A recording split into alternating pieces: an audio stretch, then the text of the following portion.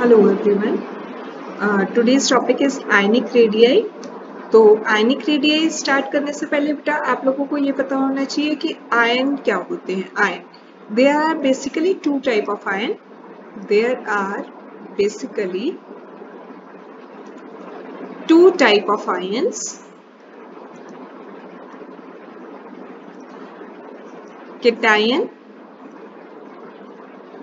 and anion. Cation is positively charged species. Positively charged species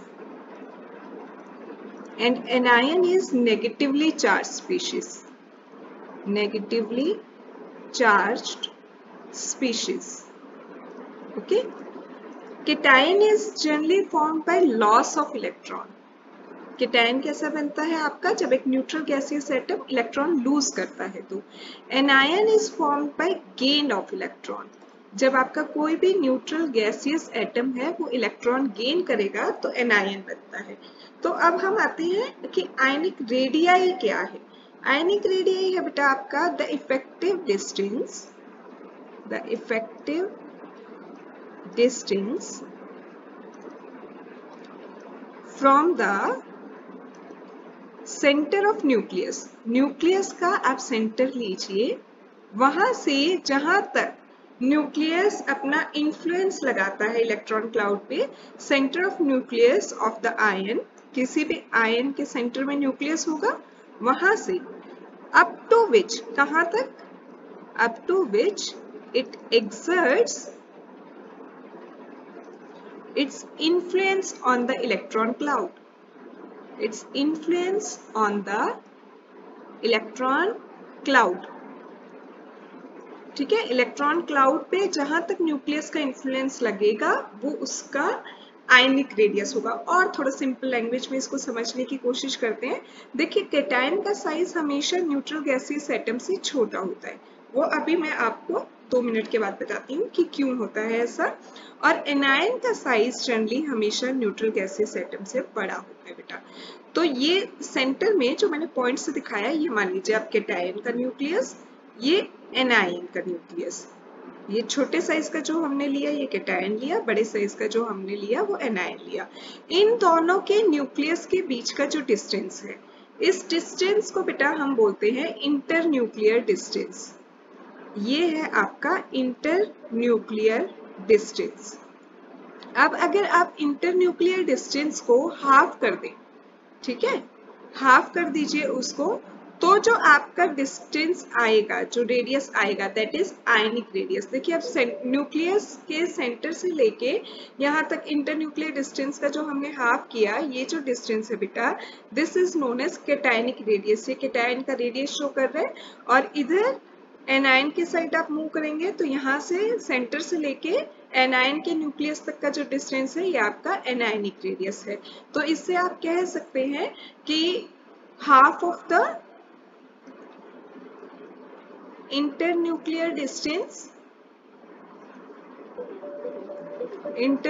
distance between two ions in an ionic compound. Ionic compound है कोई आपके पास, उसमें जो दो ions involve हैं उनके न्यूक्लियस के बीच का जो डिस्टेंस है, दैट इज इंटरन्यूक्लियर डिस्टेंस, उसको अगर आप हाफ कर देंगे तो इसको हम आयनिक रेडियस बोलेंगे. ठीक है, इतना.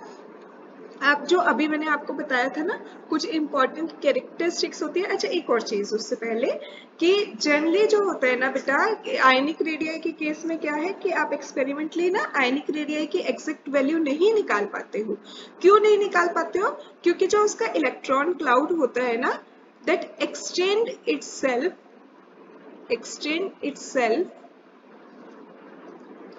To a very large distance from the radius. Radius से काफी दूर तक जो है उसका इलेक्ट्रॉन क्लाउड फैला होता है. तो इसलिए हम कभी भी उसकी एग्जैक्ट वैल्यू डिटरमाइन नहीं कर पाते, तो हम क्या करते हैं, थियोरेटिकल वैल्यूज डिफाइन करते हैं। थियोरेटिकल वैल्यूज, थियोरेटिकल मेथड्स जो हम यूज करते हैं कैलकुलेट करने के लिए रेडियस ऑफ आयन, उसमें जो सबसे एक्सेप्टेबल मेथड है that is polling scale, that is polling method. ठीक है, तो पॉलिंग मेथड से जनरली आयनिक रेडियाई कैलकुलेट किया जाता है। अब ये कहते हैं कि कुछ ना इंपॉर्टेंट कैरेक्टरिस्टिक्स है आयनिक रेडियाई की, some important characteristics of ionic radii, जो कि बहुत इंपॉर्टेंट है, इसके बेस पे क्वेश्चन आएगा आपका। उसमें पहली कैरेक्टरिस्टिक हमेशा ये है बेटा कि the radius of cation is always smaller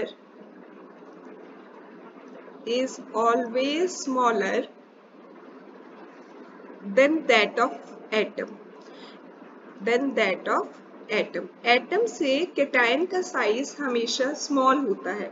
अब ऐसा क्यों होता है, हम फटाफट एक एग्जांपल से स्टडी करते हैं। देखिए जैसे आपने सोडियम लिया, एटॉमिक नंबर 11, कॉन्फ़िगरेशन लिखेंगे 281, बिल्कुल एग्जैक्ट में लिखनी हो तो 1s2, ठीक है, 2s2 2p6, सेकेंड शेल में 8 इलेक्ट्रॉन, 3s1, थर्ड में 1 इलेक्ट्रॉन।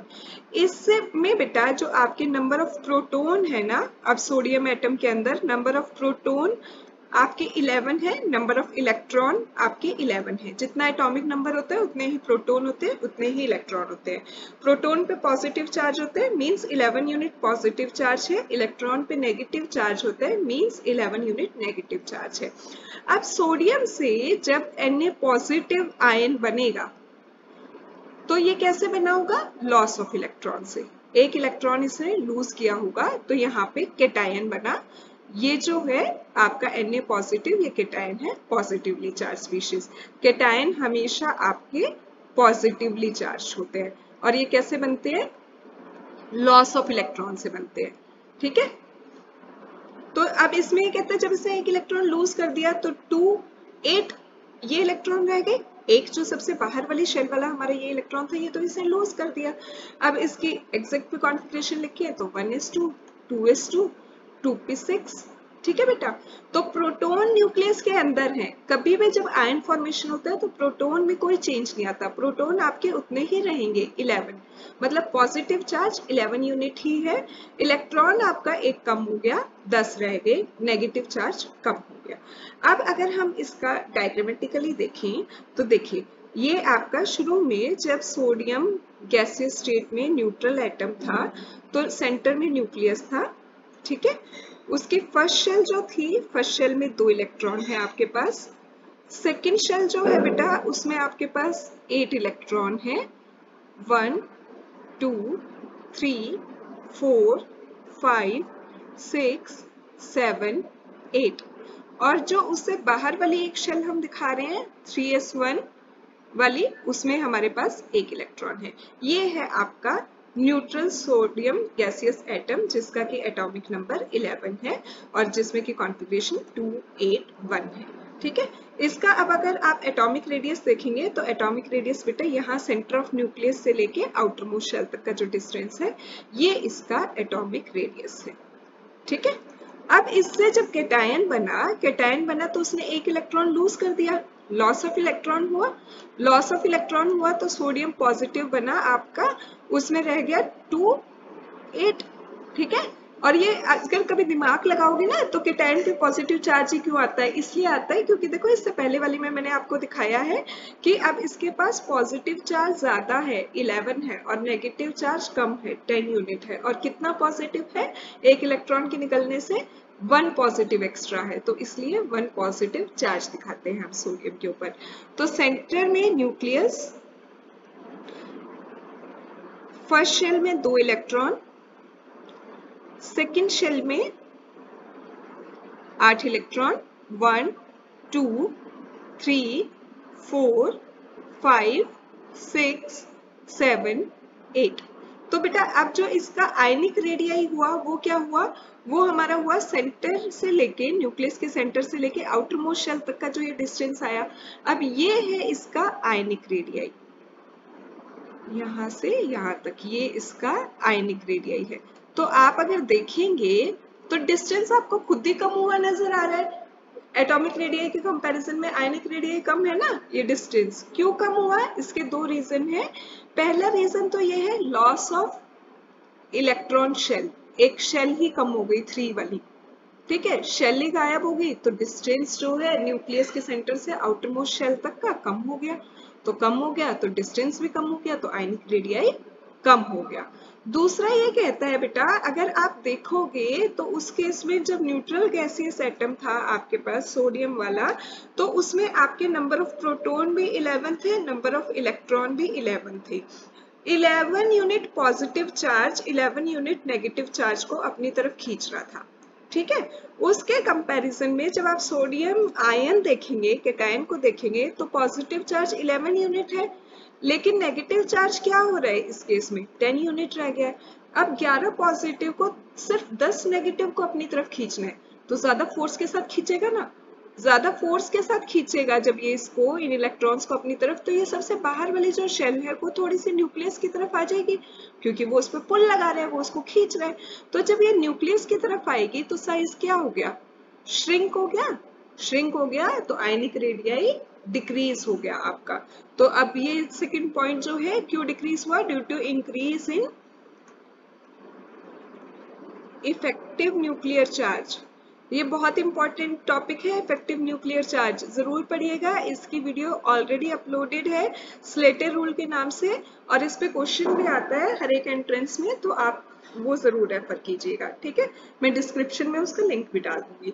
तो इफेक्टिव न्यूक्लियर चार्ज इंक्रीज हुआ, मींस प्रोटॉन ज्यादा थे, ज्यादा इफेक्टिवली न्यूक्लियस अपनी तरफ आउटर मोस्ट शेल के इलेक्ट्रॉन्स को खींच रहे हैं, ज्यादा इफेक्टिवली खींच रहे हैं, तो साइज श्रिंक हो गया, श्रिंक हो गया, तो आयनिक रेडियाई आपका डिक्रीज हो गया, ठीक।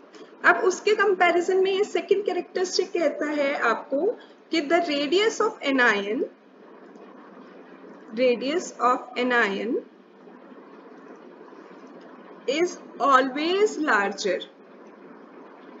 is always larger than the atom। Anion का साइज हमेशा न्यूट्रल गैसियस एटम से बड़ा होता है। ऐसा क्यों होगा, देखिए फिर से एक एग्जांपल से करते हैं। क्लोरीन है आपके पास, एटॉमिक नंबर 17, कॉन्फ़िगरेशन लिखेंगे 2 8 7, नंबर ऑफ प्रोटॉन्स की बात करो 17, नंबर ऑफ इलेक्ट्रॉन की बात करो 17, positive unit, positive charge 17, negative charge 17। इससे बेटा जब एनायन बनेगा तो कैसे बनेगा, गेन ऑफ इलेक्ट्रॉन से बनता है एनायन हमेशा। इसने एक इलेक्ट्रॉन ले लिया ऑक्टेट पूरा करने के चक्कर में, ऑक्टेट रूल आपने पढ़ा होगा कि अगर आउटर मोस्ट शेल में 8 इलेक्ट्रॉन है तो स्टेबिलिटी आ जाती है। स्टेबल होने के लिए अब या तो ये 7 इलेक्ट्रॉन छोड़ता आउटर मोस्ट शेल वाले, या 1 इलेक्ट्रॉन लेता, तो एक लेना आसान है, 7 को छोड़ने के बजाय इसने 1 इलेक्ट्रॉन गेन कर लिया, और एक नेगेटिव चार्ज ज्यादा हो गया इसके पास, इसलिए इस पे नेगेटिव साइन से हम इसको रिप्रेजेंट करते हैं एनायन को 2 8 8। प्रोटॉन इसके पास अभी भी 17 है, इलेक्ट्रॉन इसके पास 18 हो गए हैं, एक एक्स्ट्रा आ गया है नेगेटिव चार्ज। तो अब आप समझ गए होंगे। देखिए एक तो क्या हुआ कि जब आपके पास न्यूट्रल गैसियस एटम क्लोरीन था तो फर्स्ट शेल में 2 इलेक्ट्रॉन थे, सेकंड शेल में बेटा इसमें क्या था, 8 इलेक्ट्रॉन थे, 1 2 3 4 5 6 7 8, और थर्ड शेल में भी आपके पास क्या था, 7 इलेक्ट्रॉन थे, 1 2 3 4 5 6 7। अब उसके कंपैरिजन में अगर Cl नेगेटिव आयन आप देखेंगे तो फर्स्ट शेल में 2 इलेक्ट्रॉन है, सेकंड शेल में बेटा 8 इलेक्ट्रॉन है, 1 2 3 4 5 6 7 8। उससे बाहर वाली शेल जो थर्ड शेल है उसमें भी 8 इलेक्ट्रॉन है। अब 1 2 3 4 5 6 7 8। अब इसमें जब आप न्यूट्रल गैसियस एटम में देखेंगे तो सबसे बाहर वाली जो थर्ड शेल है आपकी, उसमें देखिए इस वाली शेल में, इस वाली में 7 इलेक्ट्रॉन थे, थर्ड शेल के अंदर आपके पास 7 इलेक्ट्रॉन थे। अब Cl नेगेटिव की अगर बात करें तो उसी थर्ड शेल में 8 इलेक्ट्रॉन्स आ गए हैं, 8 इलेक्ट्रॉन्स आ गए हैं, 1 इलेक्ट्रॉन एक्स्ट्रा हो गया। उसी स्पेस में पहले 7 जने रह रहे थे, अब 8 जने रह रहे हैं और दोनों सभी इलेक्ट्रॉन्स पे नेगेटिव चार्ज है। तो नेगेटिवली चार्ज स्पीशीज आपस में एक दूसरे को रिपेल करेंगे तो दूर दूर भेजेंगे, दूर हट, नेगेटिव चार्ज है, रिपेल कर रहे हैं हम एक दूसरे को। तो उससे क्या होगा, उससे साइज थोड़ा सा एक्सपेंड हो जाएगा, वो रिपल्शंस के चक्कर में साइज एक्सपेंड होगा तो आपका एनायनिक रेडियाई बड़ा हो जाएगा न्यूट्रल गैसियस एटम से। Anionic radii is greater than neutral gaseous atom. ठीक है। अब दूसरा ये देखो कि यहाँ पे 17 प्रोटॉन को 17 इलेक्ट्रॉन को अपनी तरफ खींचना पड़ रहा था, यहाँ पे सिर्फ बेचारे 17 पॉजिटिव यूनिट 18 को अपनी तरफ खींच रहे हैं। 18 को अपनी तरफ खींच रहे हैं तो उतना फोर्स के साथ नहीं खींच पाएंगे ना, उतना फोर्स के साथ नहीं खींच पाएंगे तो क्या होगा, इन पे इफेक्टिव न्यूक्लियर चार्ज भी नहीं लग रहा। इफेक्टिव न्यूक्लियर चार्ज नहीं लग रहा तो उसकी वजह से क्या हो रहा है, उसकी वजह से भी साइज एक्सपेंड हो रहा है। तो हमेशा एनायन का साइज न्यूट्रल गैसियस एटम से इसलिए बड़ा होता है। ठीक है।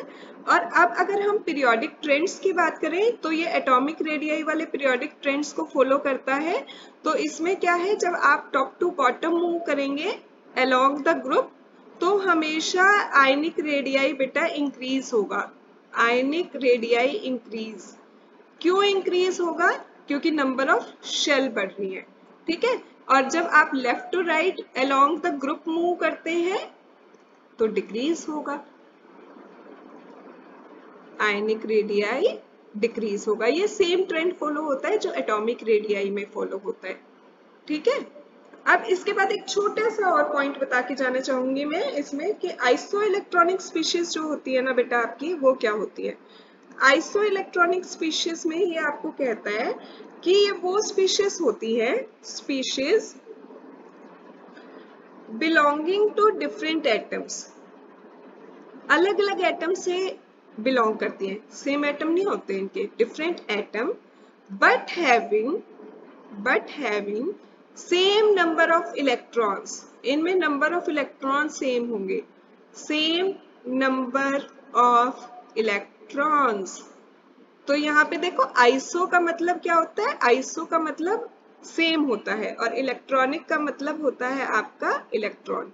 आइसो मतलब सेम और इलेक्ट्रॉनिक मतलब इलेक्ट्रॉन। तो जिस भी दो स्पीशीज के अंदर सेम नंबर ऑफ इलेक्ट्रॉन हो उन्हें हम आइसो इलेक्ट्रॉनिक स्पीशीज बोलते हैं। ऑल्दो क्योंकि ये डिफरेंट एटम से बिलोंग कर रहे हैं तो इसमें नंबर ऑफ प्रोटॉन वेरी करेंगे, इनके नंबर ऑफ प्रोटॉन सेम नहीं होते, number of proton is different. तो इसलिए इसको ऐसे भी लिखा जाता है कि न्यूक्लियर चार्ज इनके ऊपर डिफरेंट होता है, they have different magnitude of nuclear charge, magnitude of nuclear charge. ठीक है। क्योंकि न्यूक्लियस पे चार्ज किसकी वजह से है, प्रोटॉन की वजह से। प्रोटॉन अगर डिफरेंट है तो न्यूक्लियर चार्ज डिफरेंट होगा। तो अब ये कहता है इलेक्ट्रॉन अगर सेम है तो साइज पे क्या इफेक्ट आएगा, जिस स्पीशीज में इफेक्ट न्यूक्लियर चार्ज ज्यादा होगा, greater value of nuclear charge, उसका मतलब नंबर ऑफ प्रोटॉन ज्यादा होंगे, नंबर ऑफ प्रोटॉन ज्यादा होंगे, पॉजिटिव चार्ज ज्यादा होगा, पॉजिटिव चार्ज ज्यादा होगा तो ज्यादा फोर्स के साथ इलेक्ट्रॉन को अपनी तरफ खींचेगा तो साइज क्या हो जाएगा, श्रिंक हो जाएगा। Greater value of nuclear charge has smaller size as compared to iron with smaller nuclear charge, ठीक है। जिसमें ज्यादा न्यूक्लियर चार्ज होगा मतलब ज्यादा नंबर ऑफ प्रोटॉन होंगे उसका साइज हमेशा छोटा होगा।